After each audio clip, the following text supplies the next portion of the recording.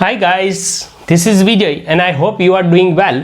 In this video lecture, I am going to talk about the working principle of watt governor and water governor. First of all, I will introduce about the basic need of governor in IC engine.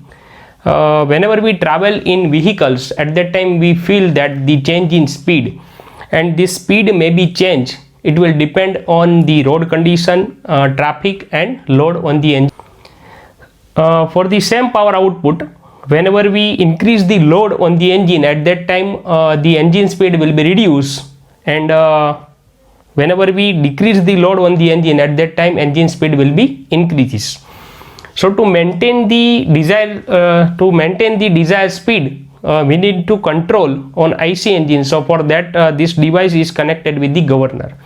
So the function of the governor is to maintain the speed of the IC engine. This is the basic need of governor in IC engine. So all engines are connected with the governor. Today in this video lecture, I will explain the working principle of watt governor and water governor. The first one is watt governor. First of all, it is used by James Watt to control the speed of the steam engine. So it is called watt governor, and it is also known as pendulum type of governor. It consists of two balls, and these balls are connected with lower arm. This is called lower arm and this is called upper arm. These lower arms are connected with the sleeve, and this sleeve, it will slide on the surface of the spindle. It is a spindle, and this sleeve, it will slide on the surface of the spindle. Here you can see that these upper arms are connected with the fixed bracket, and this sleeve, it is connected with the bevel crank lever. Okay, here you can see that one end of the bevel crank lever, it is connected with the sleeve, and it will also reciprocate or slide on the surface of the spindle with sleeve. And another end of the bevel crank lever, it is connected with the throttle valve, or we can say fuel supply system. Okay, here you can see that this spindle, it is connected with the pair of bevel gear, and this bevel gear pair, it is connected with the crankshaft, and we know that crankshaft means it is the outlet of the engine. So it will work on the centrifugal force. So it is also called centrifugal type of governor. So first of all, what is centrifugal force? So centrifugal force means the mass is away from centroidal axis.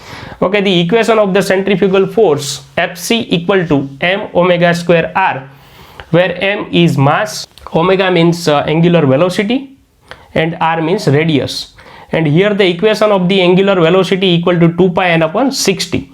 So the centrifugal force, it is proportional to the square of the speed. So whenever the speed of the engine, it will be increases, so at that time centrifugal force is also increases. So here you can see that this bevel gear pair, it is connected with the outlet of the engine, or we can say it is connected with the crankshaft.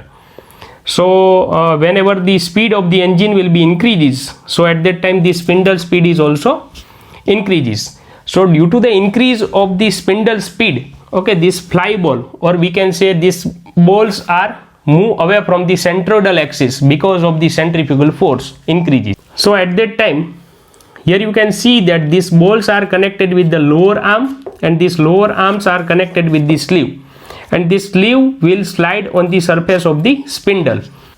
Here we are using two stops, and these stops are used on the spindle to limit the sleeve travel in both upward and downward direction.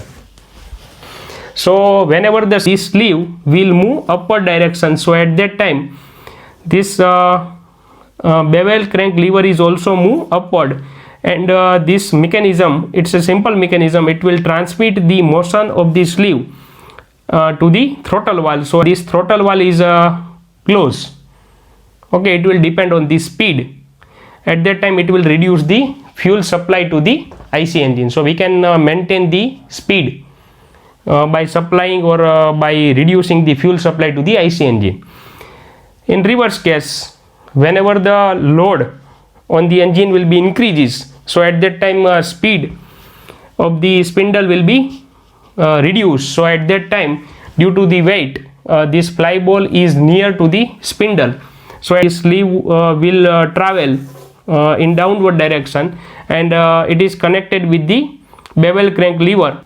At that time this throttle valve will allow the more fuel to the IC engine, so we can supply the more fuel to maintain the speed of the engine.